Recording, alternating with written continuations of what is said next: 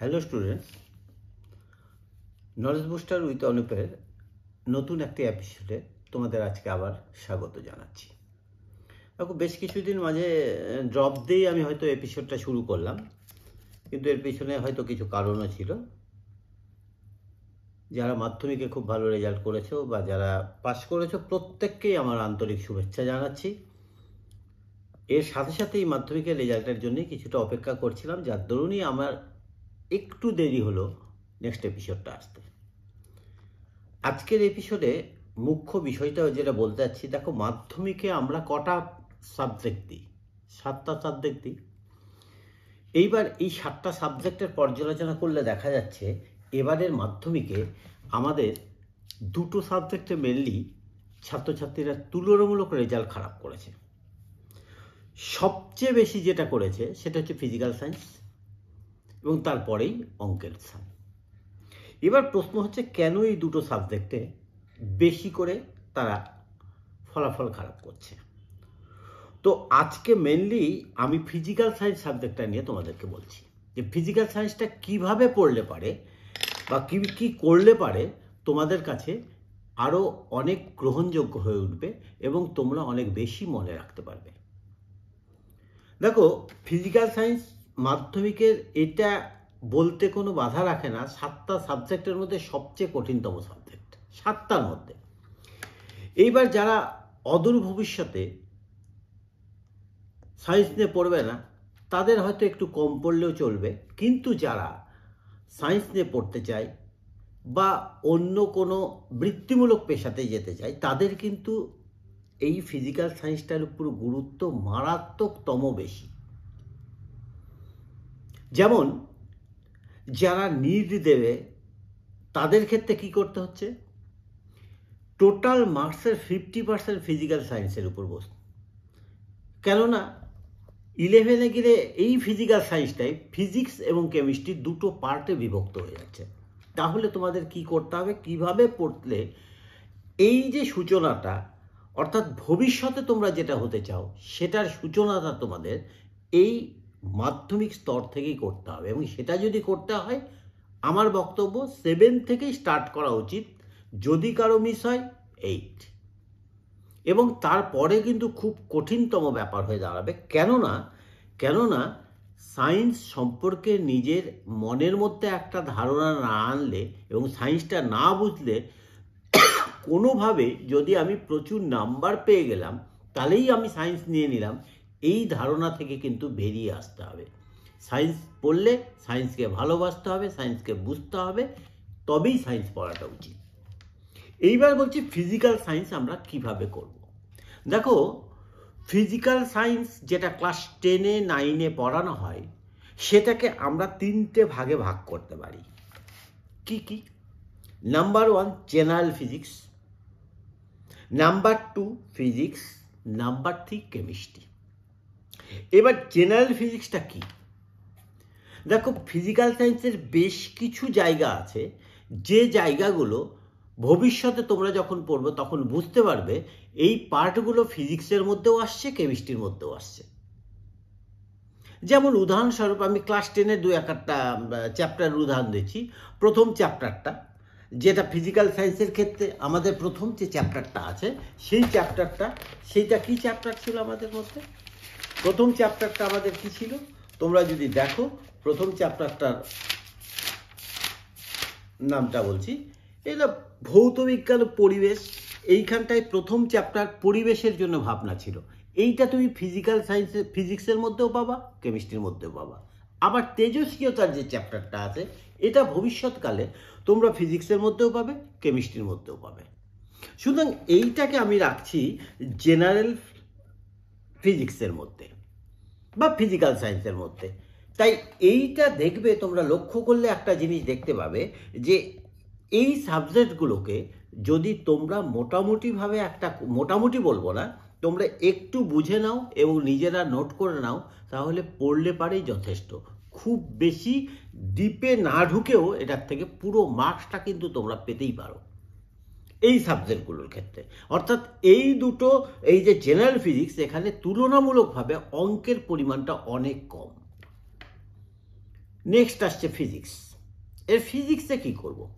ফিজিক্সের যে পার্টগুলো আছে আমাদের আলো, তড়িৎ, এই যে পার্টগুলো ফিজিক্সের আছে, বা তাপ, এই যে পার্টগুলো আছে, সেই পার্টগুলো থেকে যখন আমরা করব প্রত্যেকটা চ্যাপ্টারে দেখবে প্রচুর পরিমাণে আমাদের কি বলবো ইকুয়েশন, ছোট ছোট ইকুয়েশন আসবে। সেই ইকুয়েশনগুলোকে আমরা এই ইকুয়েশন বলছি যেগুলো দিয়ে আমাদের অঙ্কর যে তৈরিটা অর্থাৎ ফিজিক্সের যে অঙ্কগুলো সেগুলো আমরা পার হতে পারবো। তাহলে চ্যাপ্টারটা যখন ক্লোজ করবে অর্থাৎ ওই চ্যাপ্টারটা যখন পড়ে নিলে তখন সেই চ্যাপ্টারের শেষের দিকে তুমি কি কি সূত্রগুলো পেলে সেই সূত্রগুলোর লিখে রাখো এবং সেই সূত্রগুলো ভিত্তি করে অঙ্কটাও করে ফেলো। তাহলে দেখবে এবার অঙ্কটাকে যদি ঠিকভাবে তুমি করতে পারো অটোমেটিক তোমার ওই চ্যাপ্টারটা দেখবা ইজি হয়ে আসছে। আর অঙ্ক যদি ঠিক মতো না করতে পারো তাহলে ততদিন অবধি কিন্তু তোমার ফিজিক্সের চ্যাপ্টারগুলো ইজি হবে না। এটা ফিজিক্সের একটা নিয়ম। সেই জন্যে ফিজিক্স করার সময় প্রত্যেকটা কোশ্চিন, প্রত্যেকটা লাইন থেকে তুমি সবচেয়ে সহজতম কথা হচ্ছে তুমি বই থেকে আগে পড়ো, কোনো নোট বই তুমি নেবে না। কেন নোট বই নেবে না আমি বলছি, দেখবে যে সমস্ত নোট বই বাজার চলতি আছে, আমার বলতে দ্বিধা নাই, 3-4টা নোট বইয়ের নাম করতে পারি, সেগুলো বহুল প্রচলিত। ছায়া প্রকাশনী হতে পারে, রায় মার্টিন হতে পারে, পারুল প্রকাশনী হতে পারে, বা অন্যান্য যেগুলো আমাদের 7টা পাবলিকেশন হতে পারে, সমস্ত নোট বই দেখবে এত বড় বড় করে উত্তর দিয়েছে, সেগুলো তোমাদের কোনোদিনই পরীক্ষার খাতায় কমপ্লিটভাবে লিখে সম্পূর্ণ করতে পারবে না।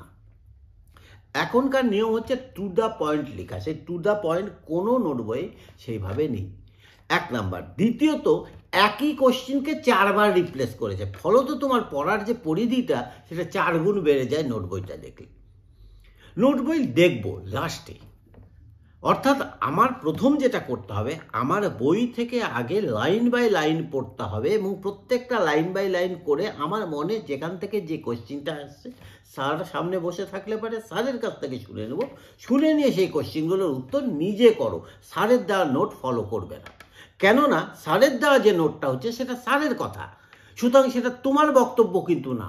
তোমার কথাটা যদি তুমি তোমার মতো করে লিখো তাহলে সেটা তাড়াতাড়ি তোমার মুখস্থ হবে এবং সেটা তুমি খুব ভালোভাবে লিখতে পারবে। যদি কোথাও ভুলেও যাও তারপরেও তোমার লেখার একটা প্রবণতা থাকবে। কিন্তু স্যারের দেওয়া নোটটা যদি তুমি গিলতে যাও তাহলে দেখবা কিছু কিছু ক্ষেত্রে এবং অধিকাংশ ক্ষেত্রেই তুমি হোঁচট খাচ্ছ। এই হোঁচট খাওয়া থেকে বাঁচার জন্য তোমরা নিজেরা নোট করো, প্রয়োজন হলে তুমি যে স্যারের কাছে পড়ো সে স্যারকে সেই নোটটা দেখে নাও, স্যার আমার নোটটা ঠিক আছে কিনা, টু দ্য পয়েন্ট হলো কিনা। আজকাল কিন্তু এই কোনো একটা কোশ্চিনের উত্তর ফিজিক্স বা কেমিস্ট্রিতে কোনো কোশ্চিনের উত্তর দেখতে সূচনা উপসংহার এই সমস্ত প্রয়োজন নাই, যা চাচ্ছে সেটাই লিখো। চেয়েছে নিউটনের সূত্র, তুমি নিউটনের সূত্রটাই লিখো, তার আগে কোথার থেকে আসলো, নিউটন কিভাবে কি করলো, এগুলোর কোনো দরকার নেই।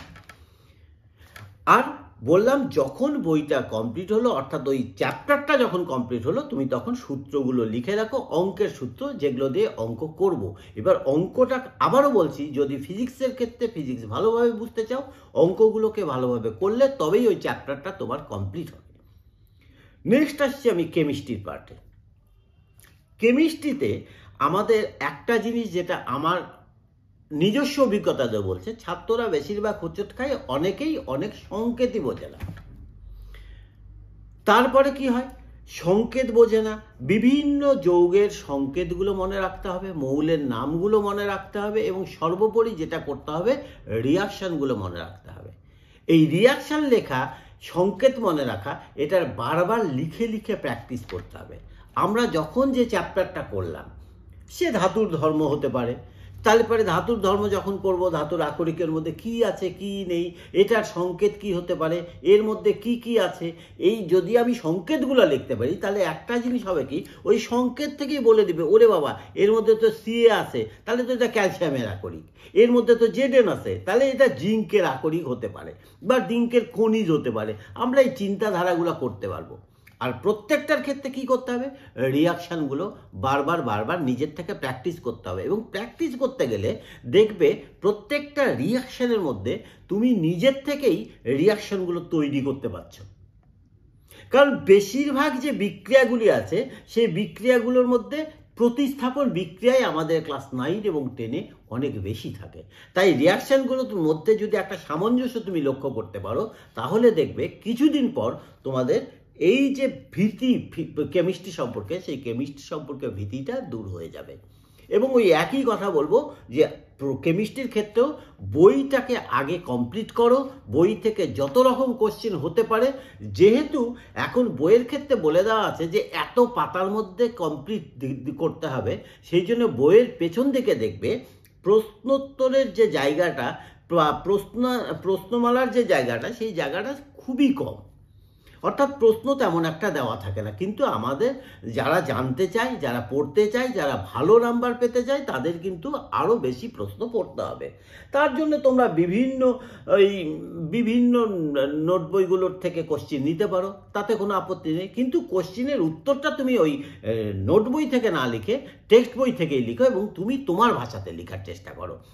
হ্যাঁ, তবে অবশ্যই নিজের ভাষা দিতে যে জন্য এইরকম না হয় যে সূত্রটাও নিজের ভাষা করলাম, সূত্রটা বইয়ের ভাষাটাই লেখার সূত্র করো।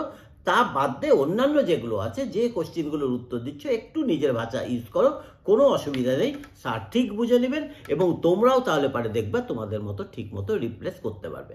আমার মনে হয় এই বিষয়গুলোকে যদি তোমরা মাথায় রেখে এগিয়ে চলতে পারো, তাহলে আগামী দিনে মাধ্যমিকে তোমাদের ফিজিক্যাল সায়েন্সে কোনো রকম কোনো অসুবিধা হবে না এবং তোমরা অনেক অনেক অনেক ভালো মার্কস নিয়ে মাধ্যমিকে ফিজিক্যাল সায়েন্সে পেতে পারো। আজকে এইটুকুন রাখছি। আশা করছি আগামী দিন তোমাদের আরও অন্য একটা সাবজেক্ট নিয়ে আমি সামনে উপস্থাপিত হব এবং আমি আশা করব তোমাদের এই এপিসোডটা হয়তো ভালো লেগেছে।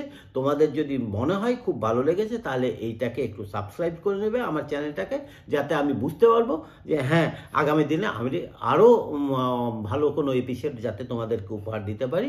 ধন্যবাদ।